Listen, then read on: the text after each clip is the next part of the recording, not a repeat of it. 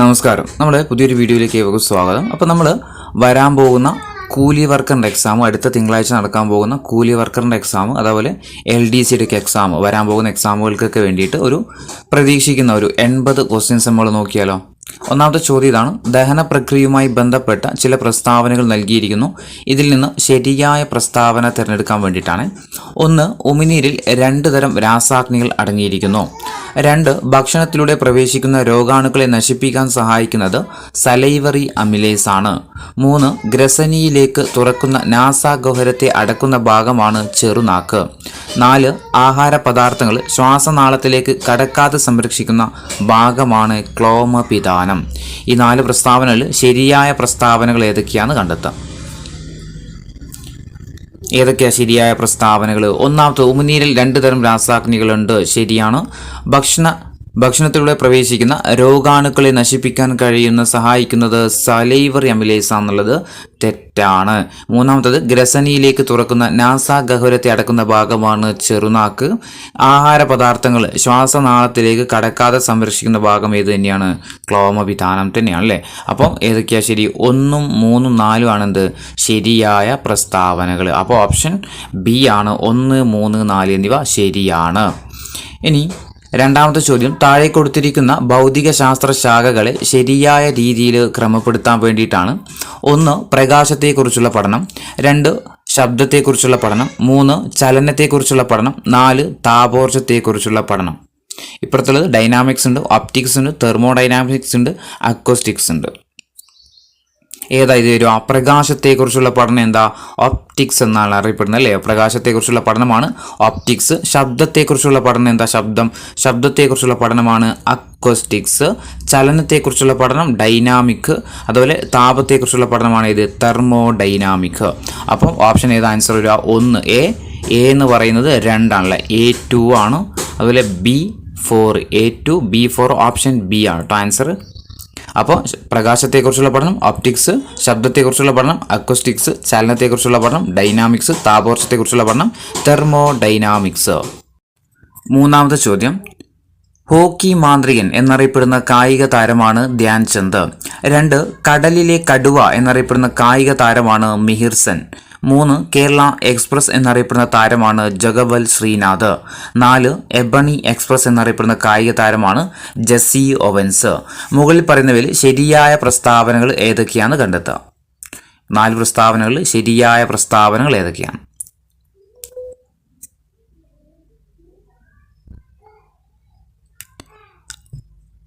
ഏതൊക്കെയാ ശരിയായ പ്രസ്താവനകൾ? 1. ഹോക്കി മാന്ത്രികൻ എന്നറിയപ്പെടുന്നത് കായിക താരമാണ് ധ്യാൻ ചന്ദ്. ശരിയാണ്. 2. കടലിലെ കടുവ എന്നറിയപ്പെടുന്ന താരമാണ് ആര്? മിഹിർ സെൻ എന്ന് പറയുന്നത്.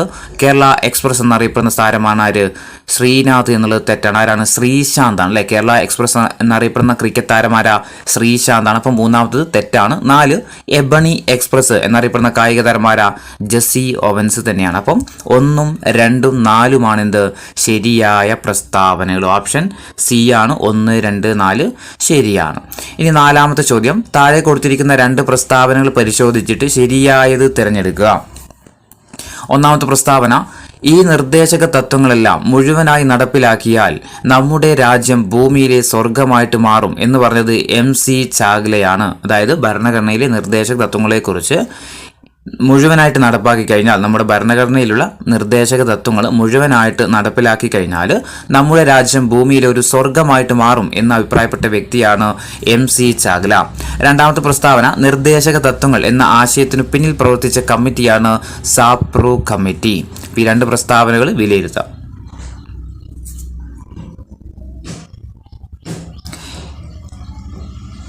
എന്താ ആൻസർ വരിക? 1. നിർദ്ദേശക തത്വങ്ങൾ മുഴുവനായിട്ട് നടപ്പിലാക്കിയാൽ നമ്മുടെ രാജ്യം സ്വർഗമായിട്ട് മാറും. ശരിയാണ്. ആര് തന്നെയാണ് പറഞ്ഞത്? MC ചാഗ്ല തന്നെയാണ്. 2. നിർദ്ദേശക തത്വങ്ങൾ എന്ന ആശയത്തിന് പിന്നിൽ പ്രവർത്തിച്ച കമ്മിറ്റി ഏതാ? സാപ്രൂ കമ്മിറ്റി തന്നെയാണ് അല്ലേ. അപ്പം എയും ബിയും എന്താണ്? ശരിയാണ്.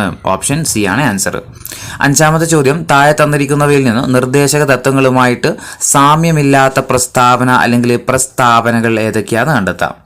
അപ്പോൾ നിർദ്ദേശക തത്വങ്ങളുമായി ബന്ധപ്പെട്ടിട്ട് ബന്ധമില്ലാത്ത പ്രസ്താവന. ഒന്ന്, ഈ തത്വങ്ങൾ റദ്ദാക്കാൻ കഴിയുന്നതാണ്, അതായത് നിർദ്ദേശക തത്വങ്ങൾ റദ്ദാക്കാൻ കഴിയുന്നതാണ്. രണ്ട്, ഇത് ഭരണഘടനയുടെ മാനിഫെസ്റ്റോ എന്നറിയപ്പെടുന്നു.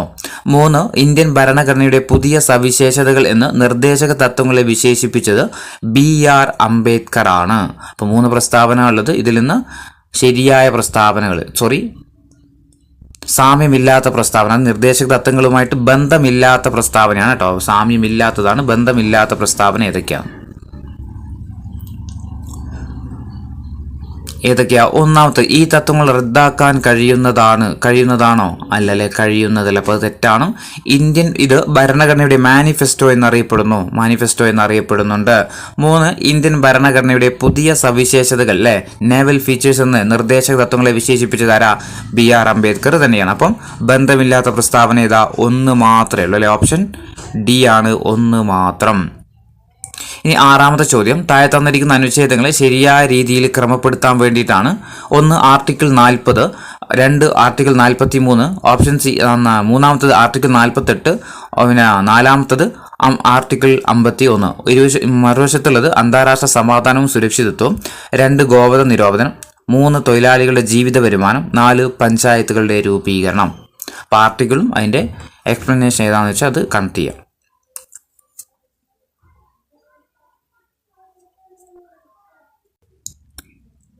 എന്താ ഇതിൻ്റെ ആൻസർ വരിക? ആർട്ടിക്കിൾ 40 എന്താ നമുക്കറിയുന്നത്? ഇതാ പഞ്ചായത്തുകളുടെ രൂപീകരണം അല്ലെ. പഞ്ചായത്തുകളുടെ രൂപീകരണമാണ് ഇത് ആർട്ടിക്കിൾ 40.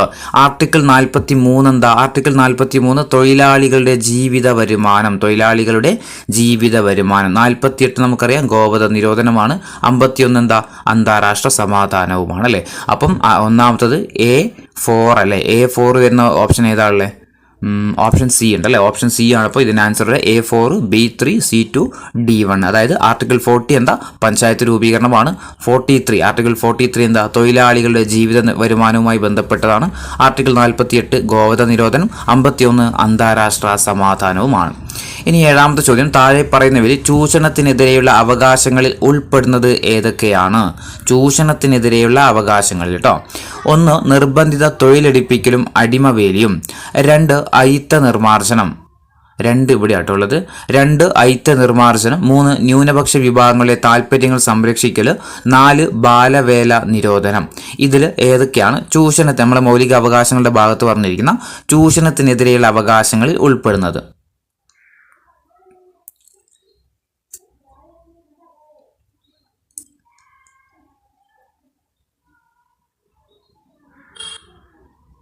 ഏതൊക്കെയാണ് വരുന്നത്? ഒന്നാമത്തത് നിർബന്ധിത തൊഴിലെടുപ്പിക്കലും അടിമവേലയും വരുന്നതാണ് അല്ലേ. നിർബന്ധിത തൊഴിലെടുപ്പിക്കലും അതുപോലെ അടിമവേലയും എന്താണ്? ചൂഷണത്തിനെതിരെയുള്ള അവകാശങ്ങൾ പറയുന്നതാണ്. 2, അയിത്ത നിർമാർജനം ചൂഷണത്തിനെതിരെ വരുമോ? ഇല്ല അല്ലേ, വരില്ല. അത് ഏതിൽ വരുന്നത്? ആർട്ടിക്കിൾ 17 പ്രകാരം നമ്മുടെ സമത്വത്തിനുള്ള അവകാശത്തിൽ വരുന്നതാണ് ഇത് അയിത്ത നിർമാർജനം. ഇനി 3ാമത്തത് ന്യൂനപക്ഷ വിഭാഗങ്ങളുടെ താല്പര്യങ്ങൾ സംരക്ഷിക്കൽ. അതും ചൂഷണത്തിനെതിരെയാണോ? അതും അല്ല അല്ലേ. അതെവിടെയാണ് പറയുന്നത്? നമ്മുടെ ആർട്ടിക്കിൾ 29, 30 പറയുന്നതാണ് എന്ത്? നമ്മുടെ സാംസ്കാരികവും വിദ്യാഭ്യാസപരമായ അവകാശം എന്ന ഭാഗത്താണ് ഏത് പറയുന്നത്? ന്യൂനപക്ഷ വിഭാഗങ്ങളുടെ താല്പര്യങ്ങൾ സംരക്ഷിക്കൽ എന്ന് പറയുന്നത്. 4ാമത്തത് ബാലവേല നിരോധനം എന്ത് തന്നെയാണ്?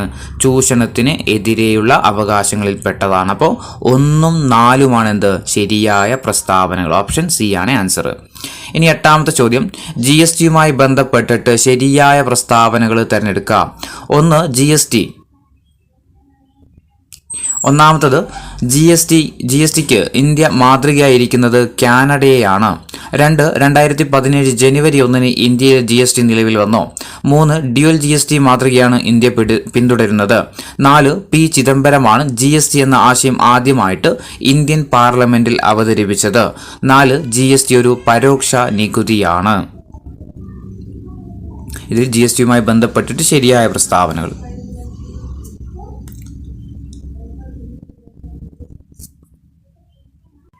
ഏതാ ഇതിൻ്റെ ആൻസർ വരിക? ഒന്നാമത്തെ GSTക്ക് ഇന്ത്യ മാതൃകയായിരിക്കുന്നത് കാനഡയാണ്. ആണോ? കാനഡ തന്നെയാണ്. കാനഡയെ മാതൃകയാക്കിയിട്ടാണ് ഇന്ത്യയിൽ GST പിരിക്കുന്നത്. 2, 2017 ജനുവരി 1 ഇന്ത്യയിൽ GST നിലവിൽ വന്നു.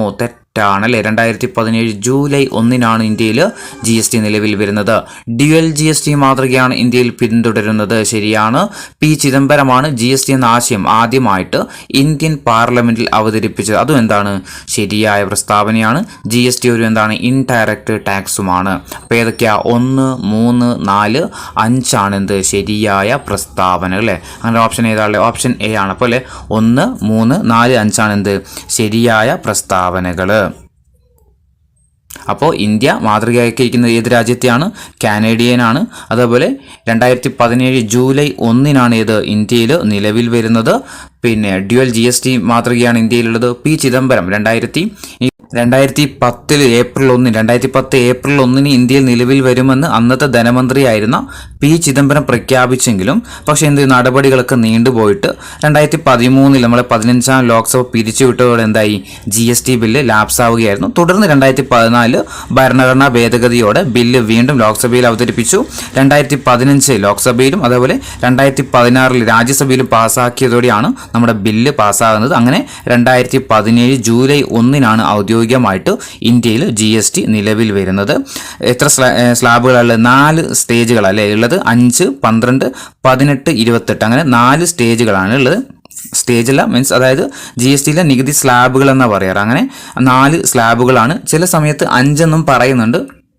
0 ആഡ് ചെയ്ത് കഴിഞ്ഞാൽ 5 ആണ്, അല്ലെങ്കിൽ 4 ആണ്. അപ്പോൾ അത് എങ്ങനെയാണ് PSC ഇതുവരെ ചോദിച്ച രീതിയിലാണെങ്കിൽ 4 എന്നുള്ളതാണ് ആൻസർ എന്ന് പറയുന്നത്. അതേപോലെ GST കൊണ്ടുവന്ന ഭേദഗതി ഏതാണെന്ന് ചോദിച്ചു കഴിഞ്ഞാൽ 101 ഭേദഗതിയാണ് കേട്ടോ. 2016 101 ഭേദഗതിയോടെയാണ് GST ഇന്ത്യയിൽ കൊണ്ടുവരുന്നത്. കേരളത്തിൻ്റെ GST സ്റ്റേറ്റ് കോഡ് എത്രയാണെന്ന് ചോദിച്ചു കഴിഞ്ഞാൽ 32 ആണ് കേട്ടോ. 32 കേരളത്തിൻ്റെ GST കോഡ് എത്രയാണെന്ന് ചോദിച്ചു കഴിഞ്ഞാൽ GST സ്റ്റേറ്റ് കോഡ് എത്രയാണെന്ന് ചോദിച്ചാൽ 32 എന്ന കാര്യം ഓർത്ത് നോക്കുക. നമ്മുടെ GST പോർട്ടലിൽ രജിസ്റ്റർ ചെയ്യുന്നവർക്ക് ലഭിക്കുന്ന ഒരു രജിസ്ട്രേഷൻ നമ്പർ ഉണ്ട് അല്ലേ, GSTIN എന്ന് പറഞ്ഞു. അതായത് goods and service tax identification number എന്ന് പറയുന്നത്. ഇതിന് അക്ഷരങ്ങളും അക്കങ്ങളെയായിട്ട് 15 ക്യാരക്ടേഴ്സ് ഉണ്ടാവും കേട്ടോ. 15 ക്യാരക്ടേഴ്സ് ആണ് ഇതിലുണ്ടാകുന്നത്. ഇതിൽ ആദ്യത്തെ 2 അക്ഷരം സ്റ്റേറ്റ് കോഡിനെയാണ് സൂചിപ്പിക്കുന്നത് കേട്ടോ. 15 ക്യാരക്ടേഴ്സ് ഉണ്ടാവും. അതിൽ ആദ്യത്തെ 2 അക്ഷരം എന്തിനാണ് സൂചിപ്പിക്കുന്നത് വെച്ച് കഴിഞ്ഞാൽ നമ്മുടെ സ്റ്റേറ്റിനെ ആയിരിക്കും സൂചിപ്പിക്കുന്നത്. നമ്മുടെ കേരളത്തിന്റെ GST സ്റ്റേറ്റ് കോഡ് എത്രയാ? 32 ആണെന്ന കാര്യം ഓർത്തു വെക്കുക. ഇനി അടുത്ത ചോദ്യം, GSTയിൽ ഉൾപ്പെടുന്ന നികുതികൾ ഏതൊക്കെയാണ്? താഴെ തന്നിരിക്കുന്നതിൽ GSTയിൽ ഉൾപ്പെട്ട നികുതികൾ ഏതൊക്കെയാണെന്ന് കണ്ടെത്താം. കേന്ദ്ര എക്സൈസ് നികുതിയുണ്ട്, വിൽപ്പന നികുതിയുണ്ട്, കേന്ദ്ര സേവന നികുതിയുണ്ട്, സംസ്ഥാന വാറ്റ് ഉണ്ട്. ഏതൊക്കെയാ വരുന്നത്?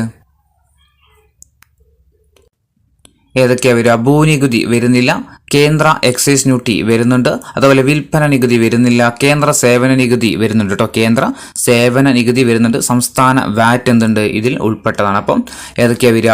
2, 4, 5 ഓപ്ഷൻ ഏതാ? ഓപ്ഷൻ സി ആണ് കേട്ടോ. 2, 4, 5 എന്നാണ് GSTയിൽ ഉൾപ്പെട്ട നികുതികൾ. ഇനി 10ാമത്തെ ചോദ്യം, നബാർഡുമായി ബന്ധപ്പെട്ടുള്ള പ്രസ്താവനകൾ ഏതൊക്കെയാണെന്ന് കണ്ടത്. നബാർഡുമായി ബന്ധപ്പെട്ടിട്ട് ശരിയായ പ്രസ്താവനകൾ: 1, കൃഷിക്കും ഗ്രാമവികസനത്തിനും വേണ്ടി ആരംഭിച്ച ഇന്ത്യയിലെ പരമോന്നത ബാങ്കാണ്. 2, ഗ്രാമീണ വികസനത്തിനായിട്ട് പ്രവർത്തിക്കുന്ന ബാങ്കുകളെ ഏകോപിപ്പിക്കുന്നു. 3, 1982 ജൂലൈ 12 സ്ഥാപിതമായി. 4, ആസ്ഥാനം മുംബൈ ആണ്. ഇതിൽ നബാർഡുമായി ബന്ധപ്പെട്ടിട്ട് ശരിയായ പ്രസ്താവനകൾ ഏതൊക്കെയാണ്? ഏതൊക്കെയാണ് നബാർഡുമായി ബന്ധപ്പെട്ടിട്ട് ശരിയായ പ്രസ്താവനകൾ? 1, കൃഷിക്കും ഗ്രാമവികസനത്തിനും വേണ്ടി ആരംഭിച്ച ഇന്ത്യയുടെ പരമോന്നത ബാങ്കാണ്. ശരിയാണ്. ഗ്രാമീണ വികസനത്തിനായിട്ട് പ്രവർത്തിക്കുന്ന ബാങ്കുകളെ ഏകോപിപ്പിക്കുന്നത് ആരാണ്? നബാർഡ് തന്നെയാണ്. 1982 ജൂലൈ 12 സ്ഥാപിതമാകുന്നത്. ആസ്ഥാനം എവിടെ തന്നെയാണ്? മുംബൈ തന്നെയാണ്. അപ്പോൾ ഇതൊക്കെ എന്താണ്? ശരിയായ പ്രസ്താവനകളാണ്. ഇനി 11ാമത്തെ ചോദ്യം, പഞ്ചവത്സര പദ്ധതികളുമായി ബന്ധപ്പെട്ടിട്ട് ശരിയായ പ്രസ്താവനകൾ തിരഞ്ഞെടുക്കുക. ശരിയായ പ്രസ്താവനകൾ കണ്ടെത്താൻ വേണ്ടിയിട്ടാണ് പഞ്ചവത്സര പദ്ധതിയുമായി ബന്ധപ്പെട്ടിട്ട്. 1ാമത്തത്, മുൻ സോവിയറ്റ് യൂണിയന്റെ മാതൃകയാക്കിയാണ് ഇന്ത്യ പഞ്ചവത്സര പദ്ധതിക്ക് തുടക്കമിട്ടത്. 2, 1928 ജോസഫ് സ്റ്റാലിനാണ് ലോകത്തിൽ ആദ്യമായിട്ട് പഞ്ചവത്സര പദ്ധതി നടപ്പിലാക്കിയത്. 3, ഇന്ത്യയിൽ പഞ്ചവത്സര പദ്ധതിക്ക് തുടക്കമിട്ടത് ജവഹർലാൽ നെഹ്റു ആണ്. 4, 1, 2, 3 പഞ്ചവത്സര പദ്ധതികൾ ആരംഭിച്ചത് നെഹ്റുവിൻ്റെ കാലഘട്ടത്തിലാണ്. 4, ആസൂത്രണ കമ്മീഷനാണ് ഇന്ത്യയിൽ പഞ്ചവത്സര പദ്ധതികൾ തയ്യാറാക്കിയിരുന്നത്. ഇതിൽ നമ്മുടെ പഞ്ചവത്സര പദ്ധതിയുമായി ബന്ധപ്പെട്ടിട്ട് ശരിയായ പ്രസ്താവനകൾ ഏതൊക്കെയാണെന്ന് കണ്ടെത്താം.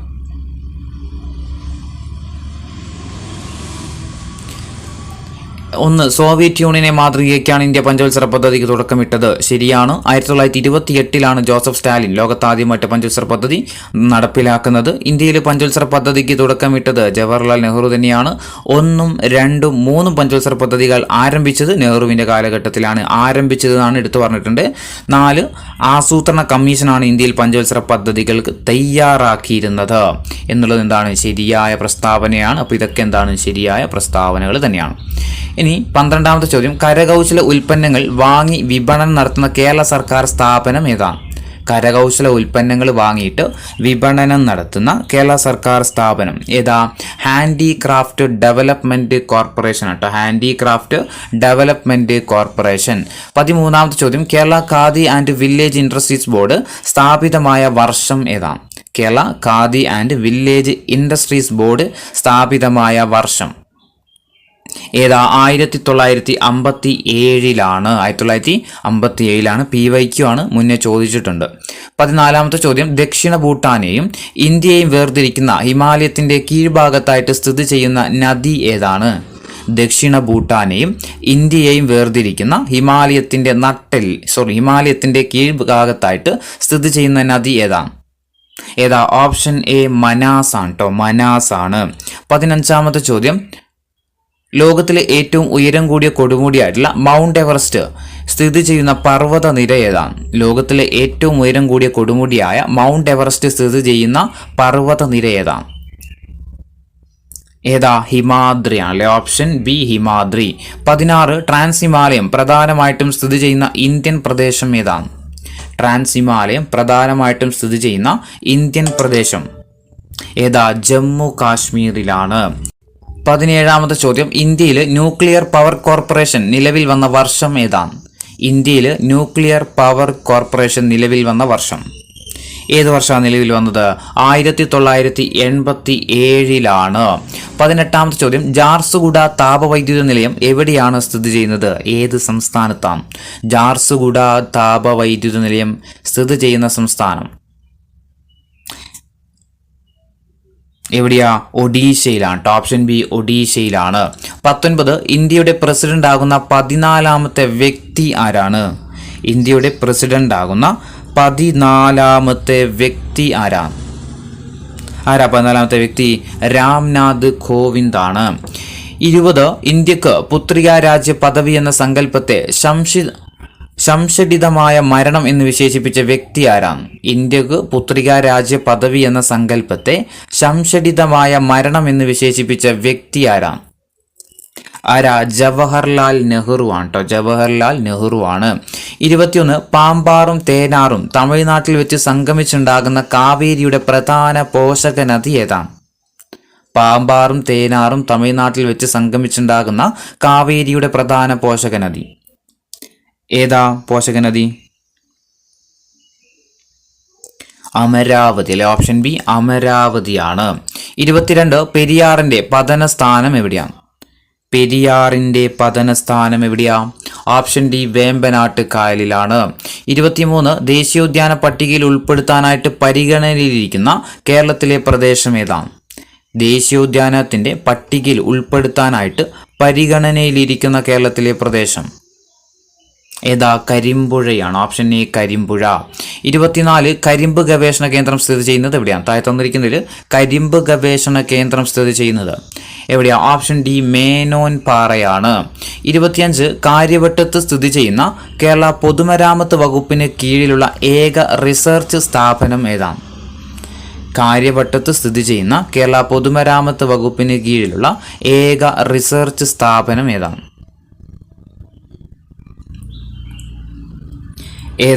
KHRI ആണ് കേട്ടോ. കേരള ഹൈവേ റിസർച്ച് ഇൻസ്റ്റിറ്റ്യൂട്ട് ആണ് കേട്ടോ. 26, 2023 ലോക രക്തദാന ദിനത്തിന്റെ പ്രമേയം എന്താണ്? 2023 ലോക രക്തദാന ദിനത്തിന്റെ പ്രമേയം give blood, give plasma, share life, share often. Option B ആണ് കേട്ടോ answer. Give blood, give plasma, share life, share often. 27ാമത്തെ ചോദ്യം, അപ്പർ പ്രൈമറി വിദ്യാർത്ഥികൾക്കായിട്ട് SCERT വികസിപ്പിച്ചെടുത്ത ബോധന പരിശീലന പദ്ധതി ഏതാണ്? അപ്പർ പ്രൈമറി വിദ്യാർത്ഥികൾക്കായിട്ട് SCERT വികസിപ്പിച്ചെടുത്ത ബോധന പരിശീലന പദ്ധതി? ഏതാ? ഹെൽത്തി കിഡ്സ് ആണ് കേട്ടോ. Healthy kids. Option D healthy kids. 28 ഇന്ത്യയിൽ ആദ്യമായിട്ട് രക്തദാനത്തിനായിട്ട് അവധി പ്രഖ്യാപിക്കുന്ന സർവകലാശാല ഏതാണ്? ഇന്ത്യയിൽ ആദ്യമായിട്ട് രക്തദാനത്തിനായിട്ട് അവധി പ്രഖ്യാപിക്കുന്ന ഇന്ത്യയിലെ സർവകലാശാല ഏതാ? കേരള സർവകലാശാലയാണ്. ഓപ്ഷൻ സി കേരള സർവകലാശാല. 29 സ്ഥിര താമസക്കാരായ സ്ത്രീകൾക്ക് സർക്കാർ ബസ്സുകളിൽ സൗജന്യ യാത്ര ഏർപ്പെടുത്തിയ ശക്തി എന്ന പദ്ധതി ആരംഭിച്ച സംസ്ഥാനം ഏതാണ്? സ്ഥിരതാമസക്കാരായ സ്ത്രീകൾക്ക് സർക്കാർ ബസ്സുകളിൽ സൗജന്യ യാത്ര ഏർപ്പെടുത്തുന്നതിനായിട്ട് ശക്തി എന്ന പേരിൽ ഒരു പദ്ധതി ആരംഭിച്ച സംസ്ഥാനം ഏതാണ്? ഏത് സംസ്ഥാനത്തായിരുന്നു? കർണാടകയിലാണ്. Option A Karnataka. 30 2021-23 സീസണിലെ ലോക ടെസ്റ്റ് ചാമ്പ്യൻഷിപ്പ് കിരീടം നേടിയ രാജ്യം ഏതാണ്? 2021-23 സീസണിലെ ലോക ടെസ്റ്റ് ചാമ്പ്യൻഷിപ്പ് കിരീടം നേടിയ രാജ്യം ആരായിരുന്നു? ഓസ്ട്രേലിയയാണ്. 31 ലോക ബാങ്കിന്റെ 14ാമത് പ്രസിഡന്റായിട്ട് ചുമതലയേറ്റ വ്യക്തി ആരാണ്? ലോക ബാങ്കിന്റെ 14ാമത് പ്രസിഡന്റായിട്ട് ചുമതലയേറ്റ വ്യക്തി ആരാ? അജയ് ബംഗയാണ്. Option B Ajay Banga. 32 അടുത്തിടെ ISRO വിക്ഷേപിച്ച തദ്ദേശീയമായിട്ട് വികസിപ്പിച്ച റുബീഡിയം അറ്റോമിക് ക്ലോക്ക് ഉപയോഗപ്പെടുത്തിയ ആദ്യത്തെ ഗതി നിർണയ ഉപഗ്രഹം ഏതാണ്? ISRO വിക്ഷേപിച്ച തദ്ദേശീയമായിട്ട് വികസിപ്പിച്ച റുബീഡിയം അറ്റോമിക് ക്ലോക്ക് ഉപയോഗപ്പെടുത്തി ആദ്യ ഗതി നിർണയ ഉപഗ്രഹം ഏതാണ്? ഏതാ? NVS Note 1 ആണ്. Option D NVS Note 1. NVS Note 1. 33ാമത്തെ ചോദ്യം, ഇന്ത്യയിൽ ആദ്യമായിട്ട് അന്തർവാഹിനി ടൂറിസം ആരംഭിക്കുന്നത് ഏത് സംസ്ഥാനത്താണ്? ഇന്ത്യയിൽ ആദ്യമായിട്ട് അന്തർവാഹിനി ടൂറിസം ആരംഭിക്കുന്നത് ഏത് സംസ്ഥാനത്താണ്? എവിടെയാ? ഗുജറാത്തിലാണ്. ഓപ്ഷൻ എ ഗുജറാത്തിലാണ്. 34 DRDOയുടെ യൂണിറ്റായ armament research and development establishment അടുത്തിടെ പുറത്തിറക്കിയ ആക്രമണ റൈഫിൾ ഏതാണ്? DRDOയുടെ യൂണിറ്റായ armament research and development establishment അടുത്തിടെ പുറത്തിറക്കിയ ആക്രമണ റൈഫിൾ ഏതാണ്? ഏതാ? ഉഗ്രമാണ്. ഓപ്ഷൻ ബി ഉഗ്രമാണ്. 35 ഡോക്ടർ BR അംബേദ്കറുടെ ഏറ്റവും വലിയ പ്രതിമ അനാവരണം ചെയ്തത് എവിടെയാണ്? ഡോക്ടർ BR അംബേദ്കറുടെ ഏറ്റവും വലിയ പ്രതിമ അനാവരണം ചെയ്തത് എവിടെയാണ്? വിജയവാഡയാണ്. Option B Vijayawada. 36 2024 ജനുവരി 1 ISRO വിജയകരമായിട്ട് വിക്ഷേപിച്ച ബഹിരാകാശ ദൗത്യം ഏതാണ്? 2024 ജനുവരി 1 ISRO വിജയകരമായിട്ട് വിക്ഷേപിച്ച ബഹിരാകാശ ദൗത്യം ഏതാ? ബഹിരാകാശ ദൗത്യം എക്സ്പോസാറ്റ് ആണല്ലേ. എക്സ്പോസാറ്റ്. Option C XPoSat. 37 കേരളം സ്വന്തമായിട്ട് വികസിപ്പിച്ച AI പ്രൊസസർ ഏതാണ്? കേരളം സ്വന്തമായിട്ട് വികസിപ്പിച്ച AI പ്രൊസസർ ഏതാ? ഓപ്ഷൻ ബി കൈരളിയാണ് കേട്ടോ. കൈരളി. 38ാമത്തെ ചോദ്യം, 2023 ഓടക്കുഴൽ അവാർഡിന് അർഹനായ വ്യക്തി ആരാണ്? 2023 ഓടക്കുഴൽ അവാർഡിന് അർഹനായ വ്യക്തി ആരാ? PN ഗോപികൃഷ്ണനാണ്. ഓപ്ഷൻ ബി PN ഗോപികൃഷ്ണൻ. 39 ഒറ്റിക്കൊടുത്താലും എന്നെ എൻ സ്നേഹമേ എന്ന കവിതാ സമാഹാരത്തിന്റെ രചയിതാവ് ആരാണ്? ഒറ്റിക്കൊടുത്താലും എന്നെ എൻ സ്നേഹമേ എന്ന കവിതാ സമാഹാരത്തിന്റെ രചയിതാവ് ആരാ? പ്രഭാവർമ്മയാണ്. Option C Prabha Varma. 40 2023 ഒക്ടോബർ മാസത്തിൽ അന്തരിച്ച ഇന്ത്യയിലെ ഏറ്റവും പ്രായം കൂടിയ സാക്ഷരതാ പഠിതാവ് ആരാണ്? 2023 ഒക്ടോബർ മാസത്തിൽ അന്തരിച്ച ഇന്ത്യയിലെ ഏറ്റവും പ്രായം കൂടിയ സാക്ഷരതാ പഠിതാവ് ആരാ? പഠിതാവ് കാർത്യായനിയം അല്ലെ, മലയാളിയായിട്ടുള്ള കാർത്യായനിയമ്മയാണ്. 41 ഇന്ത്യയിലെ ആദ്യത്തെ സോളാർ സൈക്ലിംഗ് ട്രാക്ക് നിർമ്മിച്ചത് എവിടെയാണ്? ഇന്ത്യയിലെ ആദ്യത്തെ സോളാർ സൈക്ലിംഗ് ട്രാക്ക് നിർമ്മിച്ചത് എവിടെയാണ്? ഹൈദരാബാദിലാണ് അല്ലെ. ഹൈദരാബാദ്. 42 ഇന്ത്യയിൽ ക്യാബിനറ്റ് സംവിധാനം നടപ്പിലാക്കുന്ന 4ാമത്തെ സംസ്ഥാനം ഏതാണ്? ഇന്ത്യയിൽ ക്യാബിനറ്റ് സംവിധാനം നടപ്പിലാക്കുന്ന 4ാമത്തെ സംസ്ഥാനം ആരാ? ത്രിപുരയാണ്. Option A Tripura. 43 2023 സമാധാന നൊബേലിന് അർഹയായതാരാണ്?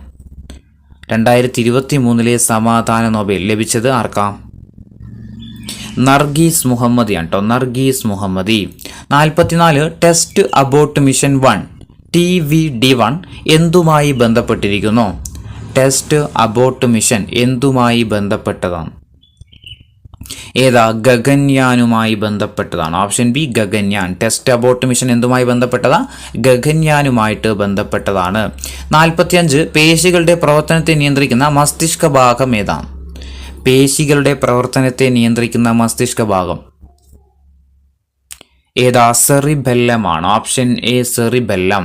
46 DPT വാക്സിൻ ഫലപ്രദമല്ലാത്തത് താഴെ പറയുന്നവയിൽ ഏത് രോഗത്തിനാണ്?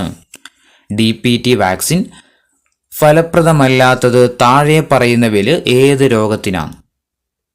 ഏതിനാ? പോളിയോ ആണ്. Option B polio. 47 ചോദ്യം, മനുഷ്യന്റെ കണ്ണിലെ ലെൻസിന് പ്രകാശം കടത്തിവിടാനുള്ള കഴിവ് നഷ്ടപ്പെടുന്നത് കൊണ്ടുണ്ടാകുന്ന രോഗം ഏതാണ്? മനുഷ്യന്റെ കണ്ണിലെ ലെൻസിന് പ്രകാശം കടത്തിവിടാനുള്ള കഴിവ് നഷ്ടപ്പെടുന്നത് കൊണ്ടുണ്ടാകുന്ന രോഗം ഏതാണ്? ഏതാ? തിമിരമാണ്. Option D തിമിരമാണ്. 48 ദേശീയ വനിതാ കമ്മീഷന്റെ പ്രസിദ്ധീകരണം ഏതാണ്? ദേശീയ വനിതാ കമ്മീഷന്റെ പ്രസിദ്ധീകരണം ഏതാ? രാഷ്ട്ര മഹിളയാണ്. ഓപ്ഷൻ എ രാഷ്ട്ര മഹിള. 49 പോക്സോ നിയമം അവസാനമായിട്ട് ഭേദഗതി വരുത്തിയ വർഷം ഏതാണ്? പോക്സോ നിയമം അവസാനമായിട്ട് ഭേദഗതി വരുത്തിയ വർഷം ഏത് വർഷ? 2019 50 ചോദ്യം, IT ആക്ട് നിലവിൽ വന്ന വർഷം ഏതാണ്? IT ആക്ട് നിലവിൽ വന്ന വർഷം എന്നാ 17/10/2000 അല്ലെ, ഒക്ടോബർ 17 നിലവിൽ വരുന്നത്. 2000 ഒക്ടോബർ 17. 51 പ്രായമായവരിൽ ഈസ്ട്രജൻ ഹോർമോൺ കുറയുന്നത് മൂലം ഉണ്ടാകുന്ന അസ്ഥിരോഗം ഏതാണ്? പ്രായമായവരിൽ ഈസ്ട്രജൻ ഹോർമോൺ കുറയുന്നത് മൂലം ഉണ്ടാകുന്ന അസ്ഥിരോഗം ഏതാ? ഓസ്റ്റിയോപൈറോസിസ് ആണ്. ഓസ്റ്റിയോപൈറോസിസ്. Option D ഓസ്റ്റിയോപൈറോസിസ്. 52 സംസ്ഥാനത്ത് അനീമിയ പൂർണ്ണമായിട്ടും തുടച്ചു നീക്കുക എന്ന ലക്ഷ്യവുമായിട്ട് ആരോഗ്യ വകുപ്പ് നടപ്പാക്കുന്ന വിപുലമായ പ്രചാരണ പരിപാടി ഏതാണ്? സംസ്ഥാനത്ത് അനീമിയ പൂർണ്ണമായിട്ടും തുടച്ചു നീക്കുക എന്ന ലക്ഷ്യവുമായിട്ട് ആരോഗ്യ വകുപ്പ് നടപ്പാക്കുന്ന വിപുലമായ പ്രചാരണ പരിപാടി ഏതാണ്? ഏതാ? വിവാ കേരളമാണ് അല്ലെ, വിവാ കേരളം. വിളർച്ചയിൽ നിന്നും വളർച്ചയിലേക്ക്.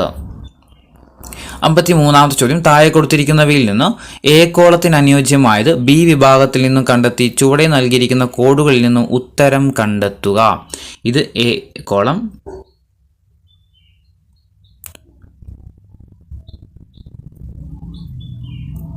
ഇതാണ് എ കോളം, ഇത് ബി കോളം കേട്ടോ.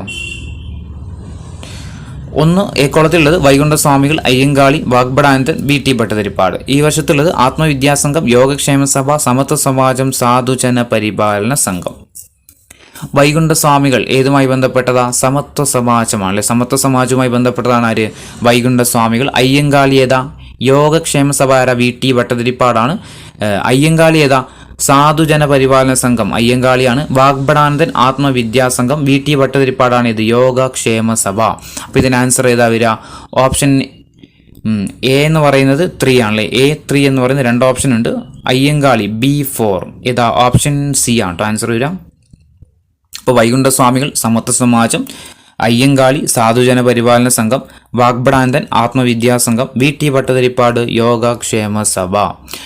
54 ഏത് വിറ്റാമിൻ്റെ അപര്യാപ്തതയാണ് ബെറിബെറി എന്ന രോഗത്തിന് കാരണമാകുന്നത്? ഏത് വിറ്റാമിൻ്റെ അപര്യാപ്തതയാണ് ബെറിബെറി എന്ന രോഗത്തിന് കാരണമാകുന്നത്? ഏതാ? റൈബോഫ്ലോവിൻ ഉണ്ട്, തയാമിൻ ഉണ്ട്, നിയാസിൻ ഉണ്ട്, ഫോളേറ്റ് ഉണ്ട്. ഏതാ? ഓപ്ഷൻ B1 എന്താ? തയാമിൻ അല്ലേ. അപ്പം ഓപ്ഷൻ ബി ആണ് ഇതിൻ്റെ ആൻസർ. ബെറിബെറി B1ൻ്റെ അപര്യാപ്തത രോഗമാണ് ഇത്. B1ൻ്റെ നാമം എന്താ? തയാമിൻ എന്നാണ്. 55 ഏറ്റവും അധികം ആളുകൾ നഗരങ്ങളിൽ വസിക്കുന്ന സംസ്ഥാനം ഏതാണ്? ഏറ്റവും അധികം ആളുകൾ നഗരങ്ങളിൽ വസിക്കുന്ന സംസ്ഥാനം, ഇതൊരു PYQ ആണ്. ഏതാ ആൻസർ? ഓപ്ഷൻ എ തമിഴ്നാടാണ് കേട്ടോ, തമിഴ്നാട്ടിലാണ്. 56 കരയാൽ ചുറ്റപ്പെട്ട് കിടക്കുന്ന തുറമുഖം ഏതാണ്? താഴെ തന്നിരിക്കുന്നതിൽ കരയാൽ ചുറ്റപ്പെട്ട് കിടക്കുന്ന തുറമുഖം ഏതാണ്? ഏതാ? വിശാഖപട്ടണമാണ്. 57 ബർദോളി സത്യാഗ്രഹവുമായിട്ട് ബന്ധമില്ലാത്ത പ്രസ്താവന ഏതാന്ന് കണ്ടെത്തുക. ബർദോളി സത്യാഗ്രഹവുമായി ബന്ധമില്ലാത്ത പ്രസ്താവന. ഒന്നാമത്തത് ഇത് ബീഹാറിലെ നീലം കർഷകരുടെ സമരമായിരുന്നു. 2 സർദാർ വല്ലഭായ് പട്ടേൽ നേതൃത്വം നൽകി. 3 ക്ഷാമകാലത്ത് നികുതി വർദ്ധിപ്പിച്ചതിനെതിരെ കർഷകരുടെ സത്യാഗ്രഹമായിരുന്നു. 4 മഹാത്മാഗാന്ധി ഇന്ത്യയിൽ നേതൃത്വം നൽകിയ ആദ്യത്തെ സമരമാണിത്. ഇതിൽ ബർദോളി സത്യാഗ്രഹവുമായി ബന്ധമില്ലാത്ത പ്രസ്താവന.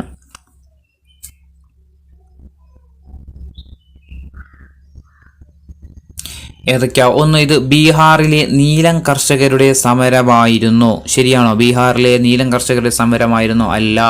2 സർദാർ വല്ലഭായ് പട്ടേൽ നേതൃത്വം നൽകി. ബർദോളി സത്യാഗ്രഹത്തിന് ആരണ്യ? സർദാർ വല്ലഭായ് പട്ടേൽ തന്നെയാണ്. ക്ഷാമകാലത്ത് നികുതി വർദ്ധിപ്പിച്ചതിനെതിരെ കർഷകരുടെ സത്യാഗ്രഹമായിരുന്നു. ശരിയാണ്. 4 മഹാത്മാഗാന്ധി ഇന്ത്യയിൽ നേതൃത്വം നൽകിയ ആദ്യത്തെ സമരമാണെന്നുള്ളതും തെറ്റാണ്. അപ്പോൾ ഏതൊക്കെയാ ശരി? ബന്ധമില്ലാത്ത പ്രസ്താവനകൾ 1ഉം 4ഉമാണ് ബന്ധമില്ലാത്ത പ്രസ്താവനകൾ. ഓപ്ഷൻ സി ആണ്. 58 നിയമങ്ങളുടെ അന്തസത്ത എന്ന കൃതി രചിച്ചതാരാ? നിയമങ്ങളുടെ അന്തസത്ത എന്ന കൃതി രചിച്ചത് ആരാ? മൊണ്ടസ്ക്യൂ ആണ്. Option A Montesquieu. 59 രണ്ടാം ലോക മഹായുദ്ധകാലത്ത് അച്ചുതണ്ട് ശക്തികളിൽ പെടാത്ത രാഷ്ട്രം ഏതാണ്? രണ്ടാം ലോക മഹായുദ്ധകാലത്ത് അച്ചുതണ്ട് ശക്തികളിൽ പെടാത്ത രാഷ്ട്രം ഏതാ? ഫ്രാൻസ് ആണ് അല്ലെ? ഫ്രാൻസ് ആണ്. 60ാമത്തെ ചോദ്യം, അഗ്നിപർവ്വത സ്ഫോടനം ഉണ്ടാകുമ്പോൾ ഭൂമിയുടെ ഉപരിതലത്തിലേക്ക് ഒഴുകിയിരുന്ന പദാർത്ഥമാണ് ഡാഷ്. അഗ്നിപർവ്വത സ്ഫോടനം ഉണ്ടാകുമ്പോൾ ഭൂമിയുടെ ഉപരിതലത്തിലേക്ക് ഒഴുകിയെത്തുന്ന പദാർത്ഥമാണ് ഡാഷ്. ഏതാ? ലാവയാണ്. Option C lava.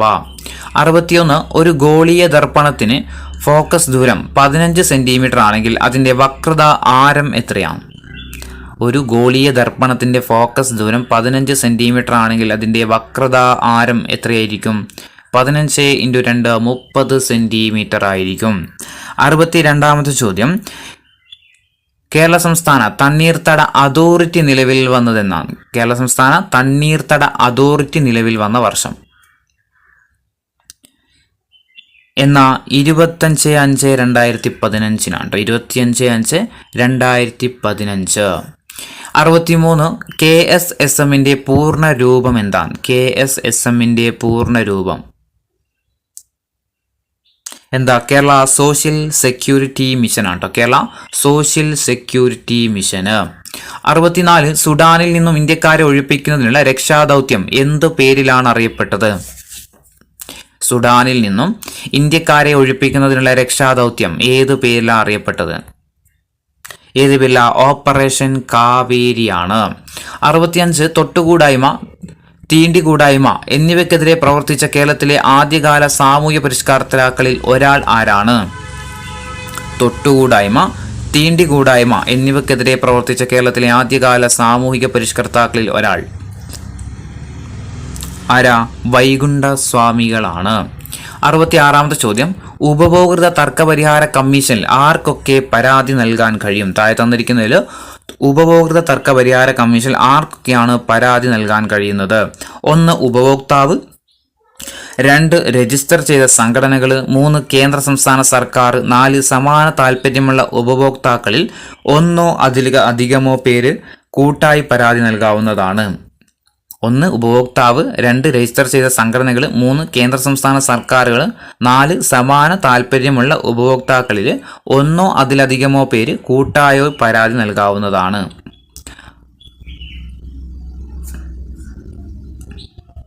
ആർക്കൊക്കെ കൊടുക്കാൻ കഴിയുന്നത്? ഇവർക്കെല്ലാവർക്കും എന്താ പറ്റും? പരാതി കൊടുക്കാൻ കഴിയുന്നതാണ് കേട്ടോ. ഉപഭോക്താവിന് പറ്റും, രജിസ്റ്റർ ചെയ്ത സംഘടനകൾക്ക് പറ്റും, കേന്ദ്ര സംസ്ഥാന സർക്കാരുകൾക്ക് പറ്റും. അതേപോലെ നമ്മൾ ഒരേപോലത്തെ വാങ്ങിയ ആൾക്കാരൊക്കെ ഒരു സംഘടനയായിട്ട് കൂടിയിട്ട് അവർക്ക് എന്ത് ചെയ്യാം? പരാതി നൽകാവുന്നതാണ്. 67ാമത്തെ ചോദ്യം, കേരള ബാങ്കിന്റെ രൂപീകരണത്തിന് അടിസ്ഥാനമായ കമ്മിറ്റി ഏതാ? കേരള ബാങ്കിന്റെ രൂപീകരണത്തിന് അടിസ്ഥാനമായ കമ്മിറ്റി ഏതാ?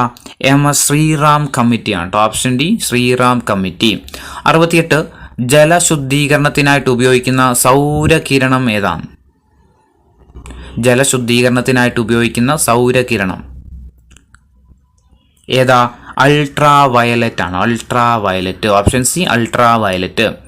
69 മനുഷ്യ ശരീരത്തിലെ ഹീമോഗ്ലോബിനുമായി ചേർന്ന് രക്തത്തിലെ ഓക്സിജന്റെ ആഗിരണ ശേഷി കുറക്കുന്ന വാതകം ഏതാണ്? മനുഷ്യ ശരീരത്തിലെ ഹീമോഗ്ലോബിനുമായിട്ട് ചേർന്ന് രക്തത്തിലെ ഓക്സിജന്റെ ആഗിരണ ശേഷി കുറക്കുന്ന വാതകം ഏതാ? കാർബൺ മോണോക്സൈഡ് ആണ് കേട്ടോ, കാർബൺ മോണോക്സൈഡ്. 70 ന്യൂട്ടന്റെ വർണ്ണപ്പമ്പരം വെള്ളയായിട്ട് കാണുന്നതിന് കാരണമാകുന്ന കണ്ണിന്റെ സവിശേഷത എന്താണ്?